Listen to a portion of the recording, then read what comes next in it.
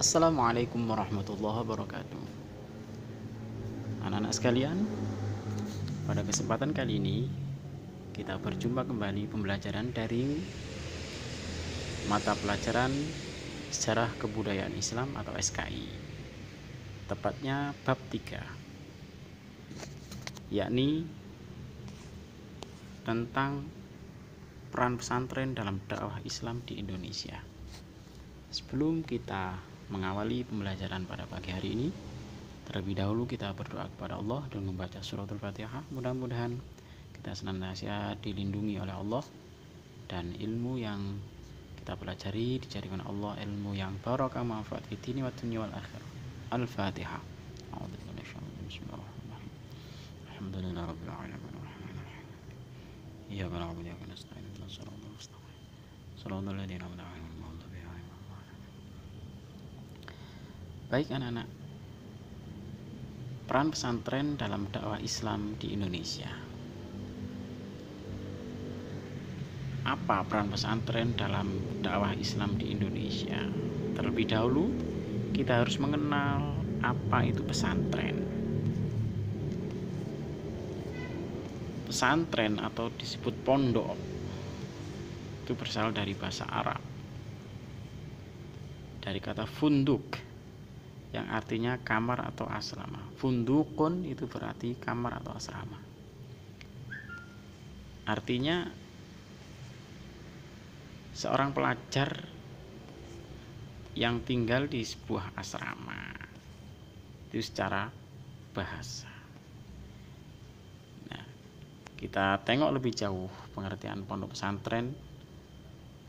Pengertiannya bagaimana? Pondok pesantren adalah merupakan pendidikan keislaman yang asli yang dimiliki oleh Indonesia. Jadi kan produk asli Indonesia itu pondok pesantren. Nah, jadi tidak ada di negara manapun yang memiliki pondok pesantren kecuali Indonesia.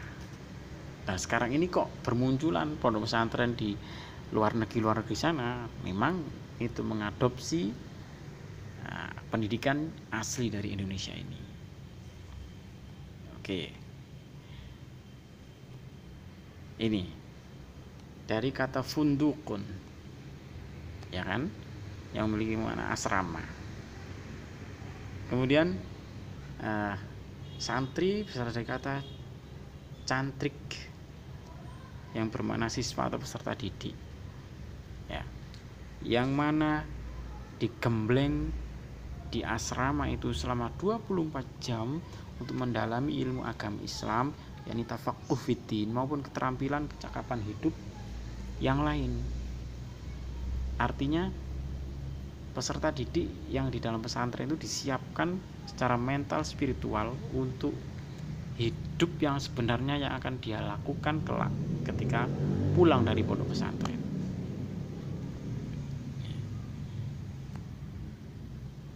Yang kedua, pendidikan pesantren sebagai sarana dakwah. Ya, ini kita masuk pada materi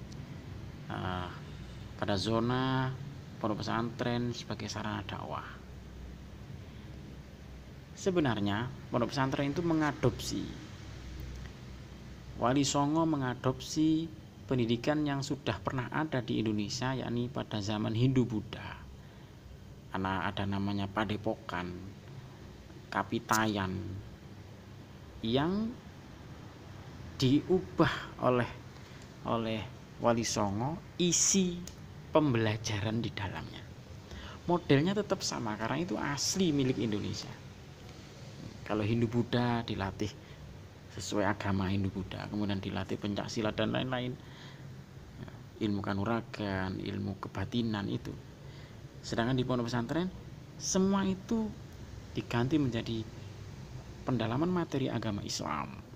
Kemudian kalau ilmu kanuragan Islam ada, pencaksilat ada, sehingga tidak melunturkan kekhasan asli bangsa Indonesia. Nah,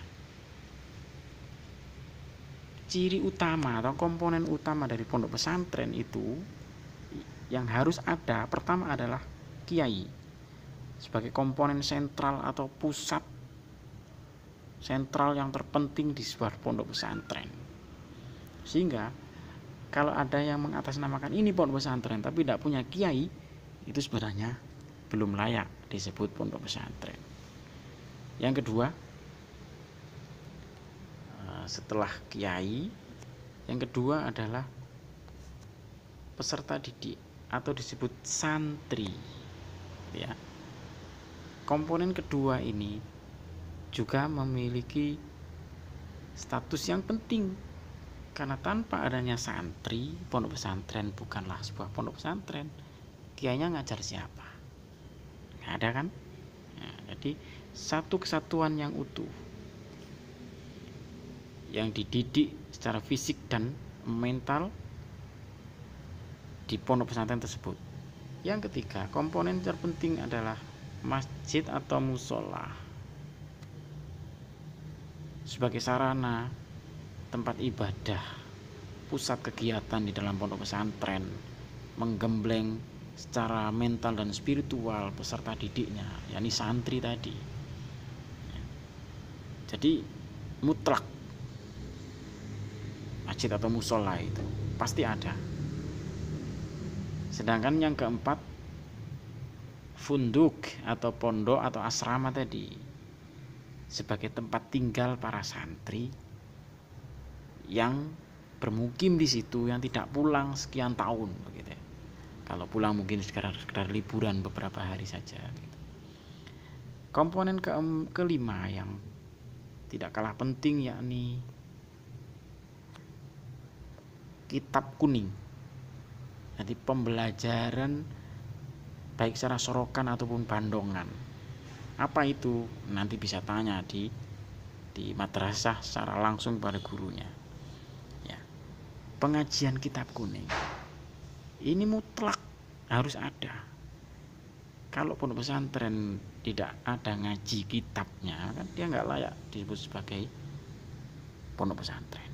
Karena sumber ilmu pengetahuan, karakteristik utama dari pondok pesantren adalah mengkaji kitab-kitab salaf yang warnanya kuning, makanya disebut kitab kuning. Yang keenam adalah metode pengajaran sorogan, bandongan, ini. Dan al-ijnul ijazah, yakni memaknai pembelajaran secara nulis pego utawi iki iku, yakni pola belajar mana santri bisa mengetahui makna kedudukan secara detail, kedudukan secara bahasa Arab detail sekali, per kalimat, per kata gitu ya. Ini dan ijazah di pondok pesantren, sang kiai pasti memberikan ijazah amalan-amalan tertentu, misalkan wiridan atau amalia, puasa dan lain-lain, itu langsung diijazahi. Ini laksanakan.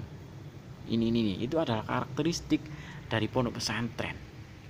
Keenam karakteristik inilah yang mana kalau terdapat di sebuah lembaga, maka itulah lembaga pesantren yang sempurna. Lalu fungsinya apa pesantren ini dalam konteks pengembangan dakwah di Indonesia?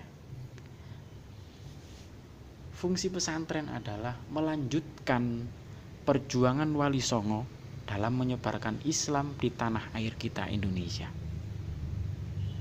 Estafet dalam melanjutkan mensyiarkan agama Islam untuk lebih dalam lagi melalui para kiai dan pondok pesantrennya. Tanpa itu semua, insya Allah Indonesia, saya yakin 100%, tanpa disangka oleh para pondok-pondok pesantren dan para kiainya, tidak tahu lagi saya bisa ngomong apa tentang akhlak para pemuda-pemudi Indonesia itu. Jadi sangat berperan penting pondok pesantren dalam upaya dakwah Islam di Indonesia, mulai sepeninggal Wali Songo sampai detik ini. Jadi kalau sampean belajar di madrasah sudah mengaku menjadi santri, itu sebenarnya masih kurang, belum layak sebenarnya. Maka kalau sudah mengaku-ngaku sudah pinter agama, sudah sekolah di madrasah, itu sebenarnya kalau mau jujur itu kemoncolan, terlalu sombong mengaku seperti itu.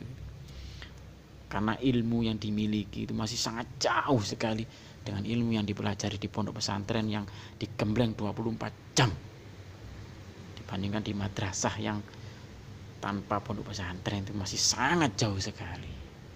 Karena itulah saya berharap anak-anak sekalian setelah MTS ini Anda bisa melanjutkan ke pondok pesantren untuk mendalami lebih dalam lagi ilmu agama Anda. Jangan sampai menjadi santri sing malang kadak, ilmunya dangkal tapi sudah merasa paling ahli di bidang agama. Ini yang perlu diberantas. Karena itulah penyakit dari umat Islam yang sangat merusak sekali. Nah, baiklah anak-anak, cukup sekian pembelajaran hari ini tentang pondok pesantren sebagai sarana dakwah, pengembangan dakwah Islam di Indonesia. Mudah-mudahan kita senantiasa dilindungi oleh Allah dan dijadikan Allah seorang santri yang benar-benar santri, takzim kepada sang kiai, takzim kepada bapak dan ibu guru, takzim, hormat, menghormati bapak ibu guru dan orang tuanya kita masing-masing, gitu ya. Cukup sekian yang bisa saya sampaikan. Wallahul muwaffiq ila aqwamit thoriq. Tugasnya adalah merefleksi atau merangkum apa yang saya sampaikan tentang pondok pesantren, gitu ya. Ila liqa. Assalamualaikum warahmatullahi wabarakatuh.